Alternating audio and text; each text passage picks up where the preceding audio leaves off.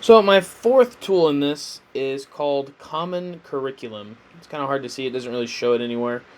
But this thing mainly is just kind of a big planner, so you can name it biology or whatever one you want. Um, Again, you can schedule it however you want, what days of the week you teach, or maybe even if you're doing it for something else, it lets you know block, rotating, cycle, whatever your schedule is, it lets you do it and kind of tweak it to how you need it. So you're going to call it whatever you want, and then you can create it. I've been messing around a little bit, so I already have one kind of set up, ready to go. I go by week because I'm a high school teacher, so I don't have to kind of go out minute by minute, kind of explaining everything. But you can go by day or by month, depending on what your is. This one isn't quite set up. Like I said, I don't have any classes, otherwise it would. You can set up unit timelines and outline or your standards, like where they're going to go and why. But for the week, okay, let's say I want to create a class. So I'm going to call this for my biology class. Okay, I set up a green. Do I want to enter times? Sure. I meet the same time every day. We meet from about 11:40, and then my second class gets out about 50 minutes later. I'm just going to put both of them together because they're both the same class. The last class will get out at about 1:50 p.m. Okay, so then I move on to my next one, and you get to pick which template you want to do. So you can add homework to it, whatever accommodations you need to add to it. You can add stuff from your Google Classroom onto this. 4 step, bell work, whatever. Me, like I said, I don't have much, so I kind of like the shorter one. So you can search up and add standards based on what you do or what agenda you're gonna do. So hey, this is what we're doing today. Then we're gonna move on to this. And like I said, it's a pretty basic one. You can use a different one. Yeah, I like it. You can customize it however you want. So each of these are just templates. I think it looks fine. You can always customize it later. Like, hey, I don't like that biology's green. So you can come in here, share it. Like I said, go full screen, share to Google Classroom.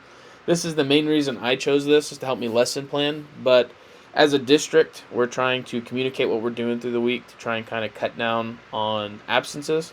So one of the things we use is called Rooms. It's not a free to use one, but the Rooms allows me to communicate with parents. So I can copy the link and put it in there, but I can also put it in my Google Classroom and then share that link as well. But anyway, so I want to come down here and then I can edit class settings if I want or change it to a different one. But for me, I am using the Next Generation Science standards, and then I would look up life science for biology, high school, and then let's say we're conducting an investigation to provide evidence that feedback mechanisms maintain homeostasis. All of these are a lot. They always have a bunch of nonsense on there, some very high science terms.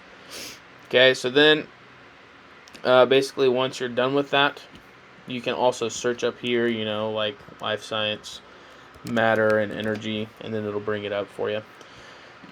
So after you're done with that, you can add them right here or compare them, to other ones depending on which one you want to do. And then once you're done with that, it will, like I said, add them in there. So you can add them in, change them, whatever you want to do. So then once you go back, oops.